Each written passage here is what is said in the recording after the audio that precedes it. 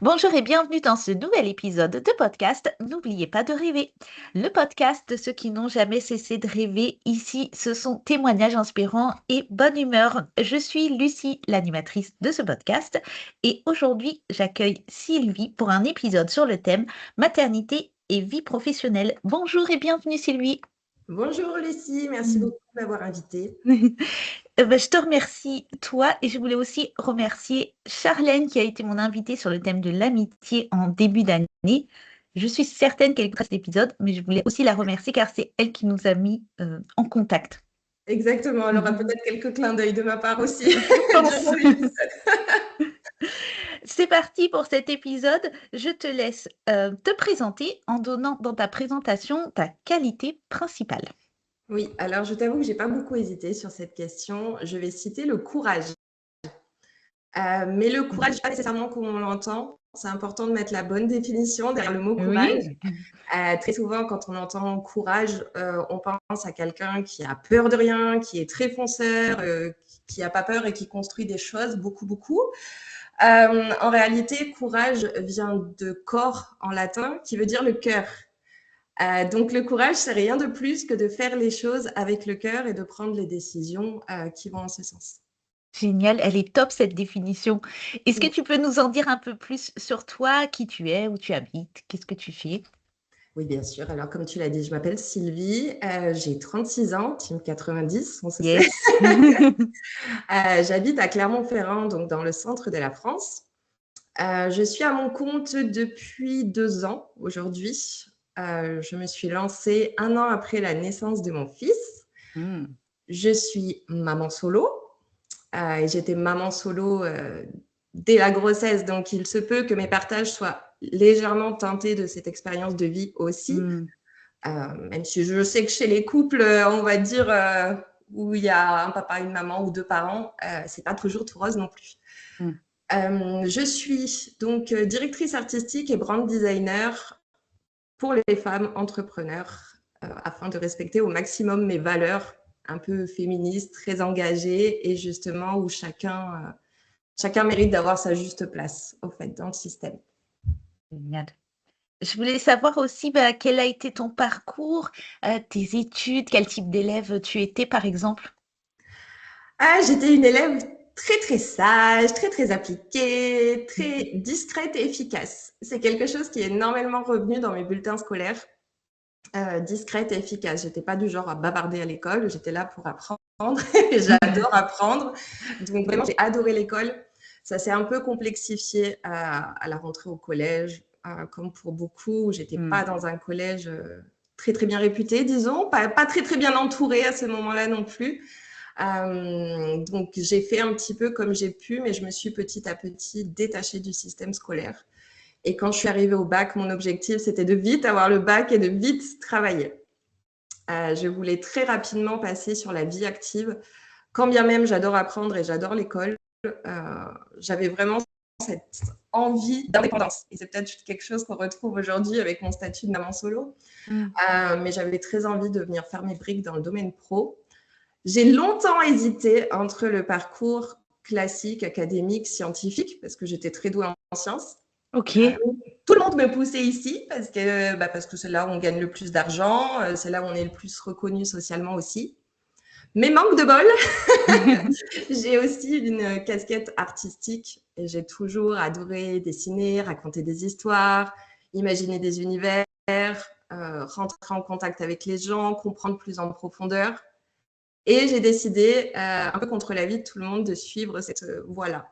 Donc, Hmm. c'était ma première démonstration de courage, le fameux, Oui. qui m'a amenée à poursuivre cette direction-là. J'ai fait un DUT et comme je te l'ai dit, j'avais rapidement envie de travailler, donc j'ai rapidement basculé sur la sphère pro derrière, toujours en ayant cette attitude de bon élève. Ok. Voilà, C'est je ta voulais marque de de la fabrique. reconnaissance. Ok. Je voulais de la reconnaissance, je voulais me faire bien voir, être un petit peu encore la première de la classe. Hmm. Et donc, être très douée dans ce que je fais. Quoi. Et est-ce que c'était le métier que tu voulais faire quand tu étais enfant? Plus ou moins, pas vraiment, tu vois.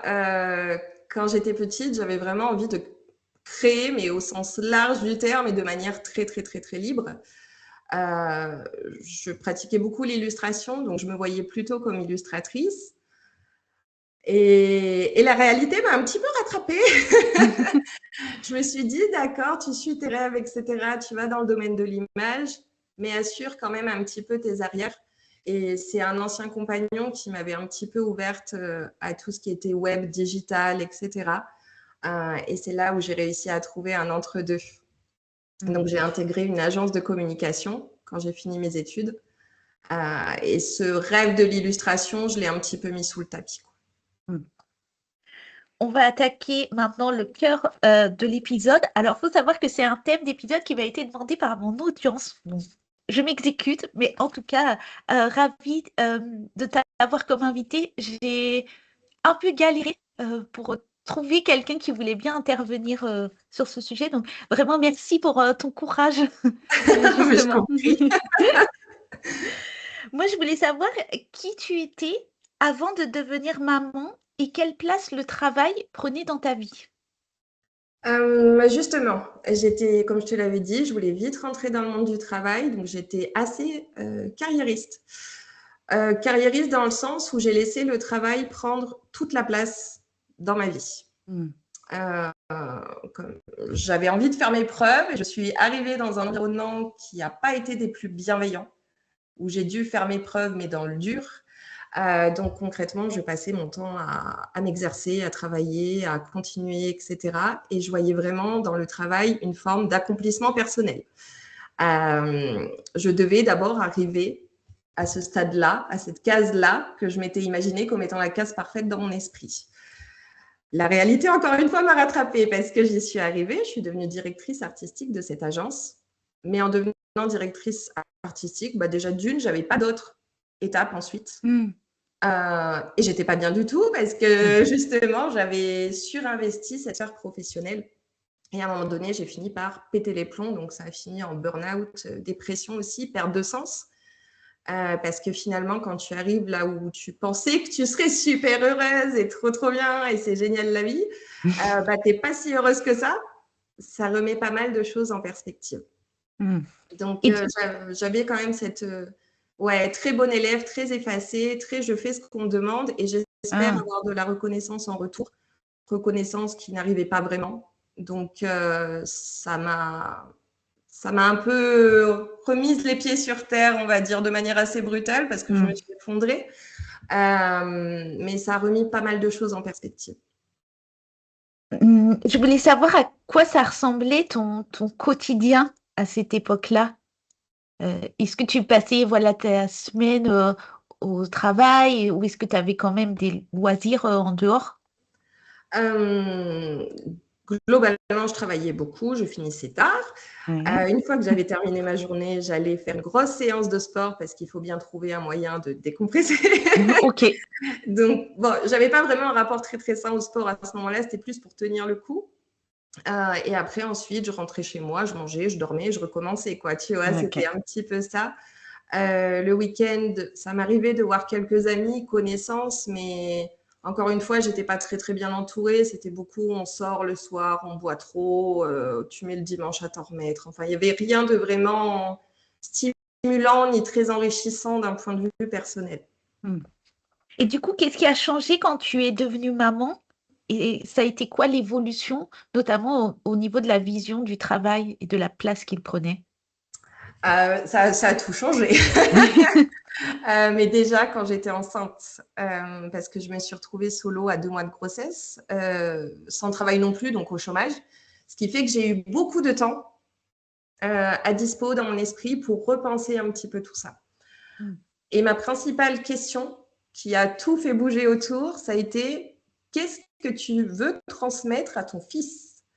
Je suis issue d'un milieu parental où mes parents se sont beaucoup sacrifiés au travail. Et c'est un petit peu ce que j'ai porté avec moi finalement, tu vois, toutes ces années. C'est tiens bon, endure et sacrifie-toi parce que c'est comme ça que ça doit être. Et ça m'a amené à réfléchir, à me dire, est-ce qu'il n'y a pas une autre manière finalement de faire? Quand j'étais enceinte, dès que je me projetais à retourner un peu dans cette idée du salariat, cadre, etc., je voulais pas. Parce que je voulais pas passer à côté de l'évolution de mon enfant, déjà. Je voulais être à ses côtés pour le voir grandir, pour l'accompagner et être à ses côtés, pas seulement physiquement, mais avoir aussi l'espace mental disponible, tu vois, me sentir bien aussi dans mes pompes et dans mes baskets. Donc, j'ai basculé d'une posture de sacrifice complet où je ne me considérais pas à me remettre au centre de la scène. Donc, ça ne s'est pas fait en un claquement de doigts, bien évidemment. Ça chemine et ça chemine encore. Mais je suis plutôt fière aujourd'hui quand je vois justement il y a 5 ans où est-ce que j'en étais, de me dire, ouais, ok, t'es sur le bon chemin. Et justement, est-ce qu'il y a eu un changement au niveau de ton système de valeurs, tu vois? Est-ce qu'il y a eu une évolution sur ce côté-là? Totalement, parce que les personnes que j'admirais avant sont des personnes qui m'inspirent beaucoup de compassion aujourd'hui. Alors, évidemment, certains le font par choix, mais quand je vois certaines entreprises qui fonctionnent de manière très, très archaïque, où c'est très, très toxique finalement là-dedans. Et quand je les vois tenir malgré tout, j'avais tendance à beaucoup admirer ces personnes qui tenaient malgré tout, qui semblaient un petit peu inébranlables, qui étaient toujours là, toujours présentes. Aujourd'hui, j'ai changé de regard là-dessus et je pense que c'est très bien pour potentiellement fuir une certaine chose, mais que c'est pas comme ça qu'on vit vraiment. Mmh. Est-ce que justement, il y a une croyance liée à cette notion, bah, de maternité et de travail que tu pensais, auparavant et qui s'est révélée complètement différente une fois que tu es devenue maman? Alors là, je t'avoue que j'ai eu très, très peur quand je suis tombée enceinte à me dire: «OK, tout ton monde va changer». Genre, le travail, il faut complètement que tu oublies, il prendra moins de place, moins d'importance. Tes activités à toi prendront aussi moins de place et moins d'importance et il va falloir faire avec. J'étais vraiment sur cette optique-là durant ma Oui. grossesse, ce qui faisait que j'angoissais pas mal à l'idée d'accoucher parce que j'avais un peu l'impression que je renais mais disparais en même temps, tu vois? Et finalement, c'était pas ça du tout. Alors les premiers mois, on reviendra peut-être là-dessus, mais les premiers mois avec mon fils, oui, certes, c'est un petit bébé, donc il a besoin de nous tout le temps. Mais petit bébé grandit un jour Oui. et il grandit de plus en plus et on se retrouve nous aussi de plus en plus en tant que professionnel, oui, mais aussi en tant que femme et je pense que c'est important de ne pas complètement dissocier les 2. Et il est totalement possible d'investir sa sphère professionnelle en devenant maman. Et pour toi, justement, par quoi c'est passé? Hem, Par un ras-le-bol, encore une fois, où si tu veux, au bout d'1 an à m'occuper de mon petit garçon, c'était super, c'était génial, j'étais à ses côtés. J'ai profité des bons moments et encaissé les moins bons, parce que tout n'est que cycle aussi dans la maternité, hein. Mais j'ai vraiment eu ce besoin viscéral de revenir à moi. Et moi, malgré tout, je m'accomplis aussi à travers mon travail. J'avais souffert de la perte de sens de manière professionnelle quand j'étais salariée. Là, quand mon fils est né, j'ai eu cette fenêtre qui s'est ouverte sur l'entrepreneuriat. Genre, mais waouh, merveilleux, ça veut dire que je peux construire mon travail, tu vois. Pour moi, ça a été un Oui. petit peu une révélation. Et j'ai vraiment ressenti ce truc intérieur, le feu, quoi, de me dire c'est maintenant. C'est maintenant et là, j'en ai besoin parce que je ne veux pas être que maman. Mmh. Je veux être maman, femme et professionnelle. Quel est le conseil que tu donnerais à la femme que tu étais avant ton premier enfant? Crois en toi et crois en l'avenir. N'oublie pas tes rêves, ça va bien se passer. Parce que vraiment, j'étais dans une période où tout s'est un peu effondré autour de moi. Je me suis effondrée, mon environnement s'est effondré. Je suis repartie vraiment de zéro en me disant t'as 30 ans, est-ce que tu es sûre que c'est le bon moment? Je me considérais presque comme déjà vieille, tu sais, alors qu'en réalité, pas du tout. Et la vie m'a montré à travers tout ça qu'il suffit vraiment de pas grand-chose pour que toute une situation puisse s'inverser. Pour passer de je suis au ras du sol en train de manger des pâquerettes à je me sens épanouie dans ma vie et tout va bien. Il Mmh. suffit parfois de pas grand-chose, il suffit d'y croire, encore une fois, de faire preuve de courage et d'avancer. Et justement, toi, par quelles étapes tu es passée? Parce que tu disais que tu avais une période burn-out, chômage. Ça a été quoi les étapes pour arriver jusqu'au lancement de ton activité? Alors, il faut savoir que je suis quelqu'un d'assez tenace et têtu, pas toujours pour les bonnes raisons. Donc, après ce burn-out effondrement, j'ai voulu remonter en selle sur ce que je connaissais, sur le même chemin. Donc, le salariat. J'ai essayé une fois, ça n'a pas marché. J'ai essayé 2 fois, ça n'a pas marché. J'ai essayé une 3e fois, ça n'a toujours pas marché. Mais durant cette 3e fois, je suis tombée enceinte. Et je pense que c'est la grossesse qui m'a quelque part donné l'autorisation de marquer un vrai temps d'arrêt pour me poser les bonnes questions. Je ne me laissais pas le temps nécessaire avant ça. Je me fermais beaucoup de portes, potentiellement, très possiblement même par problème d'estime.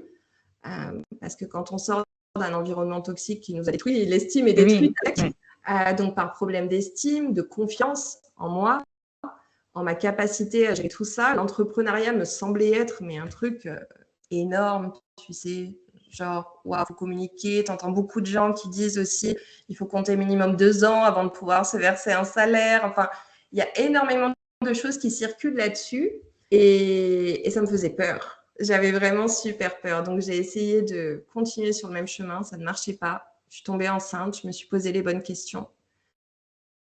Et encore une fois, c'est cette question qui est venue me rattraper. Qu'est-ce que tu as envie de montrer à ton fils? Qu'est-ce que tu as envie de lui transmettre?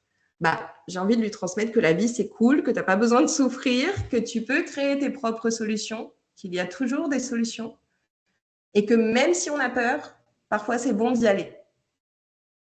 Et ça m'a remise au centre de moi-même. J'étais ok, maintenant vas-y. Justement, tu viens d'évoquer la peur. Qu'est-ce que tu dirais à une future maman qui a peur pour sa carrière? Encore une fois, qu'il n'y a pas une seule voie. Qu'il y a plein, une infinité de possibilités dès qu'on relève un peu la tête et qu'on ouvre le regard. Je dirais aussi qu'il ne faut pas hésiter à aller chercher des informations et les bonnes informations autour de personnes qui nous inspirent, de chercher justement l'inspiration ailleurs, de chercher des profils où ça fonctionne. Tout comme en même temps, je dirais de pas trop aller sur ce terrain-là. Tu vois, en tant que maman solo, j'ai énormément écouté de podcasts sur les mamans solo pendant que j'étais enceinte. Ça m'a angoissée parce que justement, chaque parcours est différent. Il peut y avoir des personnes pour qui ça ne marchera pas parce que c'est pas leur chemin. Des personnes pour qui ça va très bien marcher, etc., etc. De faire attention aussi, surtout aujourd'hui, on nous vend beaucoup de poudre aux yeux sur les réseaux sociaux. Et on utilise beaucoup, selon moi, ce statut de maman. Et on joue beaucoup aussi sur la peur qu'on peut ressentir en tant que maman, de faire attention, oui, vraiment à ce qui peut circuler, de ne pas tout prendre comme étant un acquis pour soi, mais vraiment de revenir à soi, justement, de se poser les bonnes questions. Et qu'est-ce que tu aurais aimé d'un manager pour ton retour au travail, justement, pour être mieux accompagnée en tant que jeune maman? Est-ce que ça aurait pu mieux se passer s'il y avait eu des actions concrètes de mise en place? Alors là, je vais répondre en tant que personne qui n'est pas retournée dans le salariat après la naissance de mon fils, mais j'ai quelques amis qui sont passés par là, donc je vais essayer d'utiliser un petit peu plus ça. Déjà, d'un point de vue plus global, à l'échelle de la société, alors on n'a pas de pouvoir sur vraiment ce qui se passe, mais quand on voit les pays du Nord par rapport à la France, Oui. notamment, je trouve que le congé maternité déjà est trop court. Qu'on se le dise. Laisser son bébé à 2 mois et demi, 3 mois, je crois, pour retourner au travail et qu'on nous demande les mêmes capacités de production qu'avant, pour moi, c'est juste lunaire. Tu sais. Il peut y avoir certaines mamans qui allaitent et l'allaitement pompe énormément d'énergie d'un point de vue vraiment biologique, physiologique. Oui. C'est même pas tant l'interprétation qu'on s'en fait. Pour celles qui n'allaitent pas, il y a quand même les nuits qui sont très hachées au départ. On est plus fatigué, évidemment. Alors, certaines femmes vont avoir hyper hâte de revenir justement au travail pour retrouver cette part d'elles-mêmes. C'est OK, mais nos compétences et nos capacités de production sont quand même un petit peu moindres. Donc, ce que je dirais, c'est de faire preuve de beaucoup de compréhension d'humanité avant tout, de ne pas hésiter à demander à cette maman ce dont elle aurait besoin, elle, parce qu'encore une fois, chacune est très, très différente. On va avoir des besoins qui vont être très variés. Certaines vont avoir du renfort à la maison, d'autres pas. Certaines vont mieux dormir que d'autres. C'est injuste, mais c'est comme ça. Donc, vraiment, chaque cas est différent. Chaque personne est différente. De maintenir, oui, vraiment au maximum une bonne ambiance dans l'entreprise. Quelque chose qui donne envie déjà à la maman d'être là. Et tu vois, toi, qu'est-ce que tu aimerais voir évoluer dans le monde du travail, justement, par rapport à cette question de la maternité? Qu'on laisse une vraie place aux compétences que la maternité développe, tu vois, parce qu'on a tendance à se dire ah bah elle est maman, elle va avoir que des problèmes, il va falloir qu'elle s'arrête tous les 2 jours pour s'occuper de son enfant, etc. Je t'avoue que c'est ce qui est aujourd'hui pour moi un frein à l'idée même de retourner au salariat, c'est ce manque de flexibilité et d'ouverture d'esprit. Parce que certes, oui, on doit s'occuper de notre enfant quand il est malade, c'est vrai, mais on a aussi une capacité de production, de priorisation qui dépasse, selon moi, toute norme par rapport à ce qu'on a pu être avant. Et qu'est-ce que la maternité t'a appris sur toi que ton travail ne t'aurait jamais appris? Que j'ai de la valeur en dehors du travail, justement. Parce que oui, vraiment, profil assez carriériste, je dois m'accomplir à travers mon travail. La maternité m'a montré qu'il y a 1000 manières de s'accomplir, 1000 manières de se sentir bien et heureuse dans sa vie, que le travail est une pièce du puzzle, mais n'est pas tout le puzzle. Ça, pour moi, ça a été assez révélateur. Et oui, que ma valeur ne dépend pas uniquement de ce que je produis ou de ce que je ne produis pas. Ma valeur, elle est ailleurs. Ma valeur, elle est dans ma qualité de présence. Et ça, c'est quelque chose, je pense que je m'en serais jamais rendu compte sans mon fils. Et aujourd'hui, où tu en es, comment tu t'organises, comment tu arrives à jongler justement avec ton entreprise et ton fils? Comme je peux. Alors, des fois, des fois, je jongle super bien, mais vraiment une artiste de cirque. Il y a des fois, je me prends 2-3 balles par la tronche et c'est pas grave, en fait. C'est justement aussi pour ça que j'ai choisi la liberté de l'entrepreneuriat et de travailler aussi avec des femmes. Je pense que c'est lié. C'est qu'il y a automatiquement une meilleure compréhension des choses. C'est que là, aujourd'hui, si je dis à une cliente, mon fils est malade, est-ce qu'on peut décaler la visio à demain? Elles m'en tiennent absolument pas rigueur. Ça ne définit pas ni mon professionnalisme, ni mes capacités d'eux, ni quoi que ce soit. Au contraire. Alors que dans l'endroit où j'ai travaillé, je sais que ça ne serait jamais passé et qu'on m'aurait dit de faire des efforts. donc, je fais comme je peux. Je m'organise au mieux. J'ai également appris à savoir comment je fonctionne à travers tout ça. Ouais. Parce que le salariat nous demande de fonctionner sur un 9-18, 9-19, voire 9-20 pour certains cas de figure. Et c'est pas comme ça que je fonctionne le mieux. Quand je suis seule, livrée à moi-même, je suis très charbonneuse le matin. En début d'après-midi, il ne faut pas trop me demander de réfléchir. Tu vois. Et ça m'a appris justement à tenir compte de ça, à tenir compte qu'il va y avoir des périodes, parce que nous sommes des êtres cycliques en tant que femmes, des périodes où je vais avoir une énergie de dingue, où je vais abattre un travail de dingue, des périodes où je vais avoir besoin de plus me reposer et plus prendre soin de moi. Et c'est OK. Tu vois, on nous vend une certaine linéarité, un rythme linéaire des choses, alors qu'en réalité, tout est cycle. Donc, pourquoi est-ce qu'on irait être une ligne droite alors que nous sommes des vagues, tu vois? Ça n'a aucun sens et c'est ça qui est chouette, justement. C'est de pouvoir composer avec celle que je suis, avec mes capacités, d'être hyper professionnelle par moment et hyper avec mon fils à d'autres moments. C'est cette vraiment liberté d'action, quoi. Et est-ce que ça passe par ce côté acceptation? Acceptation des choses, oui, évidemment, ouais. Acceptation des faits, acceptation du statut. Alors parfois, c'est plus difficile que d'autres. Comme je te l'ai dit tout à l'heure, je peux être assez tenace par moment et avoir du mal à ce fameux lâcher prise. ce qui est très paradoxal. On nous demande de lâcher prise alors qu'on a une charge mentale qui frôle voilà, les sommets. Mais pour autant, quelque chose qui m'aide beaucoup, c'est de me dire, fais avec ce que tu as aujourd'hui. N'oublie pas que tout passe, tu vois. C'est pas parce que là, tu as une période de moins bien que ça va durer 10 ans, tu vois. Oui. Et de me rappeler encore une fois à quel point la vie, dès qu'on s'ouvre à elle et dès qu'on la laisse faire ce qu'elle a à faire, peut être vraiment très, très riche en surprises. Pour te donner un exemple très concret, alors nous sommes là fin juillet, nous venons de traverser des phases caniculaires qui ont Oui. complètement éclaté mon organisation. Pour être honnête. J'ai dû garder mon fils toute une semaine, etc. C'était pas du tout prévu. Mais finalement, bah oui, j'ai accepté, c'est comme ça, je garde mon enfant, je vais avoir un peu de retard, je le rattraperai.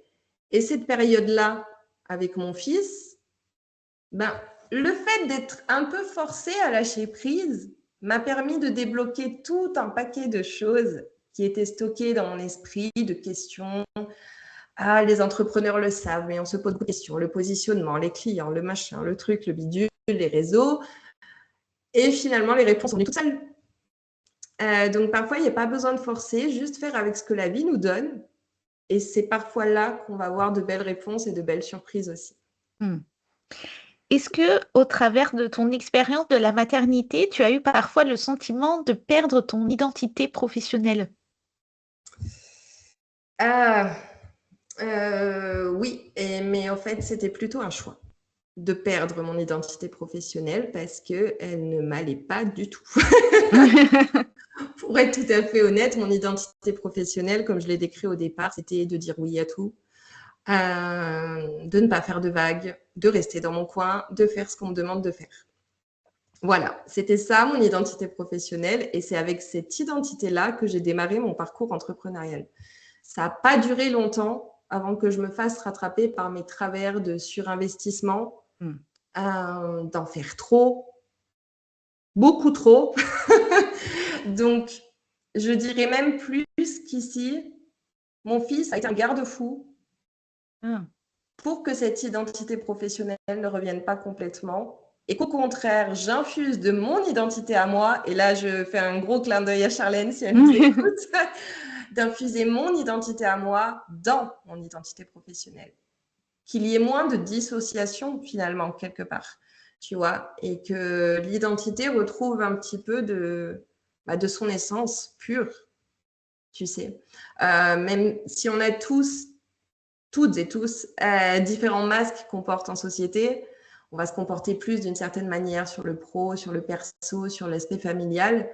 Mon objectif, c'est quand même de réduire cet écart-là pour me sentir bien dans mes pompes, quel que soit le contexte, et de ne pas revenir à cette posture de sacrifice permanent.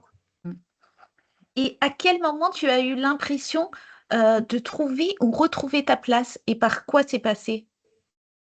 Alors, je suis passée par une phase de surinvestissement, comme je te l'ai dit, où je me suis dit, oulala.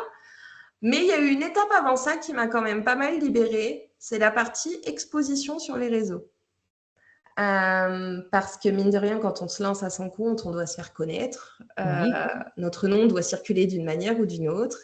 Et étant une personne qui est habituée à être discrète et efficace, il fallait que je sois efficace, mais plus du tout discrète. Ça m'a demandé un courage de dingue de juste appuyer sur ce fichu bouton publier sur LinkedIn. La première fois, j'étais vraiment pas bien du tout. Vraiment presque sueur froide, etc. Très, très dramatique. Et finalement, au fur et à mesure de me prêter à l'exercice, c'est devenu de plus en plus évident. Et il y a quelque chose à ce moment-là qui s'est ouvert. C'est c'est bon, au fait, tu vois. Si je me cache pas et si je me montre, il ne se passe rien de dramatique, voire même au contraire, mon compte a rapidement pris en ampleur. Presque les gens me disaient bravo et merci de prendre la parole. J'étais genre waouh, qu'est-ce qui se passe? Et c'est vrai que c'est venu me libérer d'un gros poids. Oui. Celui du reste dans ton coin et reste invisible, sinon tu vas déranger tout le monde. Là, c'était tout le contraire qui s'opérait. Bon, il y a aussi cette part d'adrénaline, tu sais, où tu sens un peu ton ego qui se regonfle, genre waouh, je suis formidable.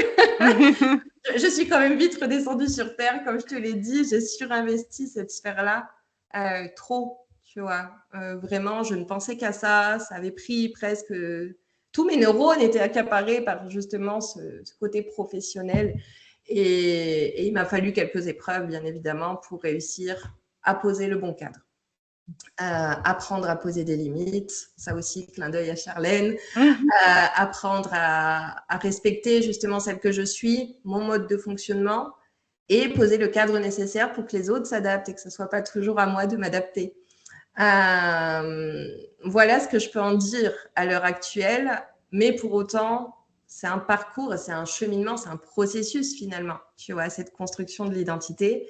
Oui. Et je sais que si on fait la même interview 6 mois plus tard, je te dirai probablement autre chose. C'est vraiment quelque chose qui évolue sans arrêt avec nous.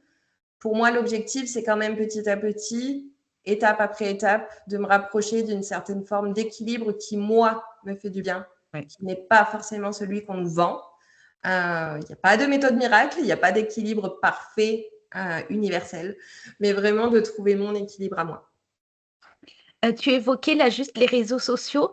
Tu as évoqué la peur de déranger. Est-ce que c'était vraiment celle-là, ta peur de publier, la peur de déranger? Ah, il y avait beaucoup de choses là-dedans. Il y avait beaucoup, beaucoup de peur. Il y avait un petit peu cette peur de déranger, oui. La peur d'être invisible aussi. La peur de me taper la honte. Tu sais, si je fais un flop. La peur de parler dans le vent. La peur qu'on vienne me critiquer. La peur du rejet, tu vois. Bref, tout ce genre de petites choses-là qui ont été mises sous le tapis finalement à travers l'exposition à l'autre sous différentes formes. Moi, c'était via les réseaux, donc ça touche un spectre large. Ouais. Mais au sens plus global du terme, quand j'ai pété les plombs après mon burn-out, j'étais devenue un peu un petit ours, tu vois. Vu que mon environnement m'avait fait beaucoup de mal, j'ai coupé avec mon environnement et je me suis dit, je vais rester seule. Genre forever alone. Et non, finalement, tu vois. Petit à petit, comme ça, en exprimant mon point de vue, ce que je pense, ce que je ressens, et en voyant que les gens en face répondaient favorablement, je me suis dit, bah, c'est OK. Ma place dans le monde, je l'ai, tu vois. Il suffit juste de faire ce premier pas et d'accepter de la prendre. Tu as évoqué la notion d'identité justement et des masques de la vie pro, de la vie perso. Je voulais qu'on revienne dessus. Selon toi, est-ce qu'on peut concilier ces plusieurs identités, femme, mère, entrepreneur, professionnel? Et si oui, comment on peut les concilier? Alors le comment, je dirais justement en réduisant ce gap qui est entre ces différentes identités. Certaines vont être hyper investies dans la maternité, mais laisser complètement de côté le professionnel. C'est OK si c'est leur équilibre, tu vois. D'autres, ça va être l'inverse, etc., etc. Mais je trouve que plus on est différent quelque part entre ces différents masques et plus ça devient difficile de composer avec tout ça parce que c'est comme si à chaque fois on doit remettre un costume. Mais personne ne voit vraiment qui est derrière ce costume et à travers ça, le lien est quelque part aussi moins authentique. L'accroche avec les autres est moins profonde également. Et c'est quand même un des grands maux de notre société aujourd'hui, c'est justement cette solitude qui est souvent subie et pas choisie, ou même quand on est entouré, on peut se sentir seul. Et si ça arrive, c'est parce que notre masque est trop gros. Il prend trop de place, il a trop d'importance et on ne voit pas à travers. Donc finalement, on n'arrive jamais à cette reconnaissance à laquelle on aspire parce que la couche, la carapace, quelque part un petit peu, est trop épaisse. Donc, je te dirais oui, selon moi, c'est totalement possible de concilier tout ça. Par contre, c'est vrai que ça demande quand même un travail sur soi, Oui. un retour à soi, de revaloriser justement cette estime qui peut nous manquer. 90, on se connaît aussi. Je pense qu'on est une génération de pas de traumatiser plus que les autres, mais vu qu'on parle beaucoup plus de tout ça, de cette notion de trauma, etc., de l'enfance et tout ce qui s'ensuit, Évidemment qu'on porte quelques casseroles, tu vois, avec nous dans nos bagages. L'idée, c'est de se poser, de commencer à trier un petit peu ses affaires, de voir s'il est vraiment nécessaire de porter un masque dans cette situation-là, ou est-ce que c'est pas possible de faire autrement. Et là, encore une fois, j'en reviens au courage, parce que c'est vrai que ça en demande. De décider de se montrer plus vulnérable, plus humain, plus authentique sur toutes ces sphères-là, notamment la sphère professionnelle, où le discours, c'est il faut être lisse, il faut être carré, cadré, etc. Dissocier pro et perso. Qui fait ça en vrai? Qui arrive à la porte du bureau en disant j'ai laissé mes problèmes chez moi? Absolument personne.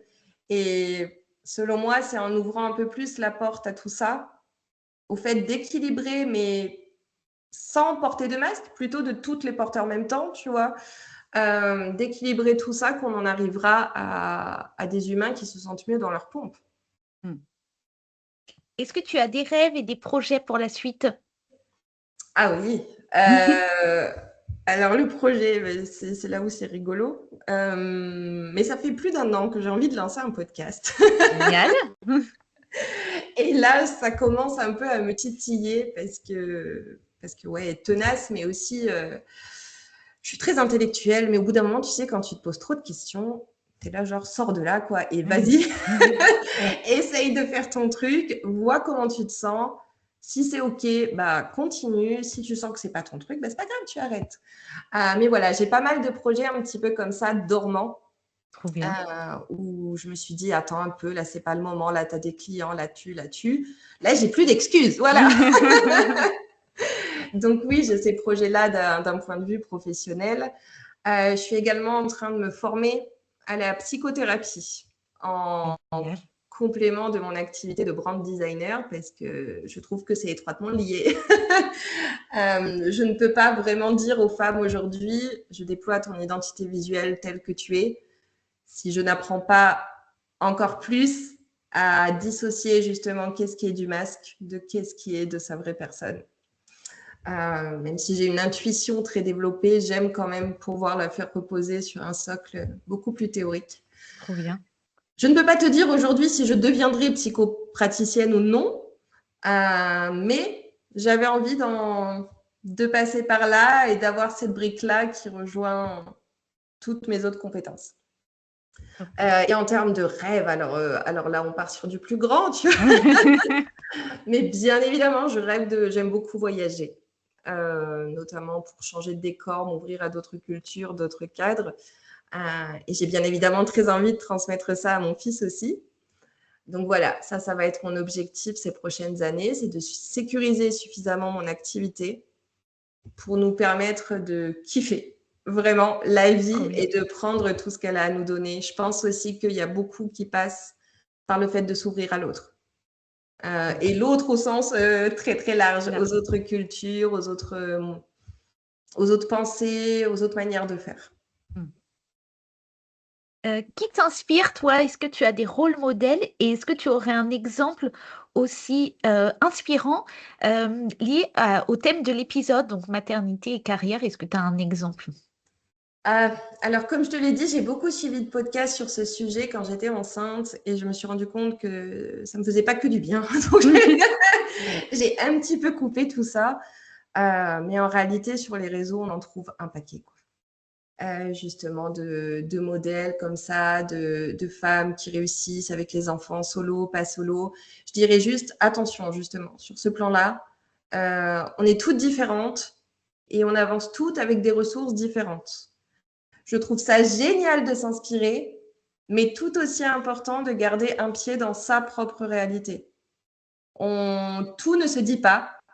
Voilà, enfin, c'est facile d'afficher les moments qui vont bien sur les réseaux. Oui.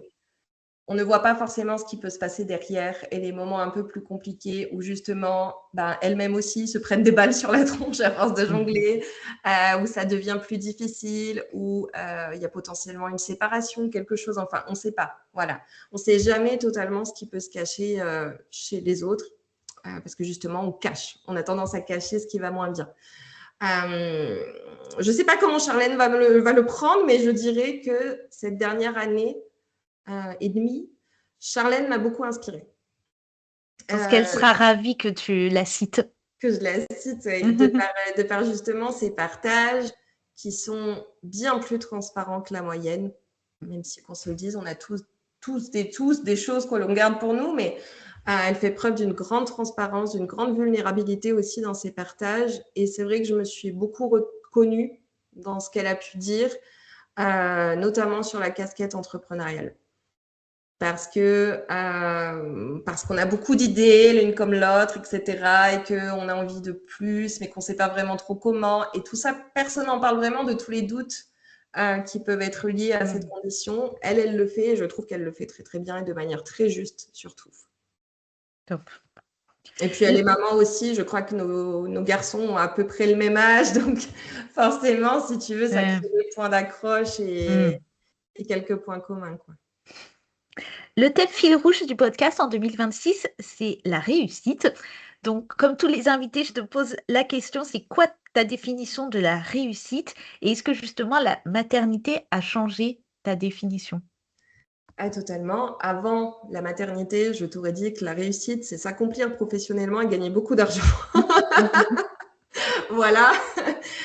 Après la maternité, je te dirais que la réussite, c'est de ne pas passer à côté de la vie, quoi. C'est vraiment de savourer chaque instant comme il se présente, avec la beauté qu'il comporte et de savoir la voir.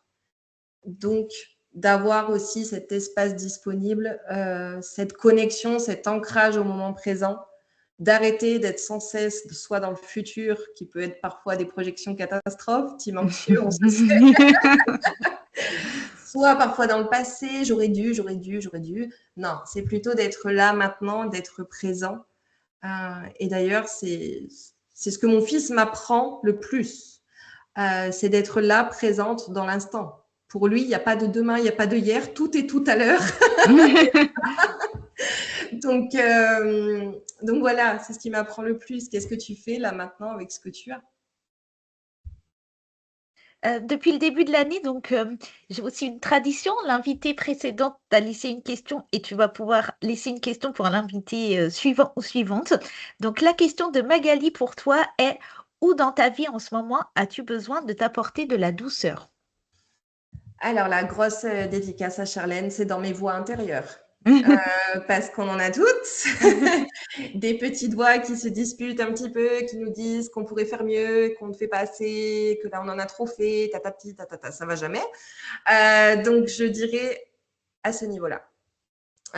Au niveau de ce discours intérieur, donc qui rejoint et qui recoupe la notion d'estime de soi également, c'est de se dire que, encore une fois, chaque jour, on fait du mieux qu'on peut. Il y a des jours où on peut plus, il y a des jours où on peut un petit peu moins, et c'est OK, en fait. Qu'on a le droit de ne pas être au top tout le temps, de ne pas être au max, de ne pas toujours avoir la dispo pour son enfant aussi, hein, parce que il y a des soirs où on est fatigué et on n'a pas forcément envie de jouer, tu vois. Voilà, tout ça est OK. Et il n'y a rien de dramatique là-dedans. L'équilibre, au contraire, se construit sur quelque chose de beaucoup, beaucoup, beaucoup plus large. Et ce n'est pas vraiment chaque micro-élément qui va faire peser la balance dramatiquement d'un côté ou d'un autre, quoi. Et quelle est ta question pour l'invité suivant ou suivante? Alors, je ne sais pas qui est l'invité suivante ou suivante, mais vu ce que je t'ai dit au départ, je dirais, qu'est-ce qu'aujourd'hui tu ne fais pas encore par manque de courage? Et très bien. 2 salles, 2 ambiances. C'est l'heure de ton instant promo, Sylvie. Où est-ce qu'on peut te retrouver, notamment sur les réseaux sociaux? Alors, on peut me retrouver principalement sur LinkedIn à l'heure actuelle. Donc, mon prénom, mon nom, Sylvie Stevanovic. On peut me retrouver également sur Instagram, que je compte bien alimenter davantage à partir de la rentrée. Donc là, ça va être studio tiré du bas Personae, qui est mon nom d'entreprise, on va dire. Et je l'espère, écoute, vu que je l'ai dit là, j'espère prochainement en podcast. Mais pour l'instant, voilà. Pour l'instant, il n'y a rien. Donc, ne pas hésiter à me suivre sur les réseaux pour savoir si oui ou non, je vais enfin lancer ce podcast.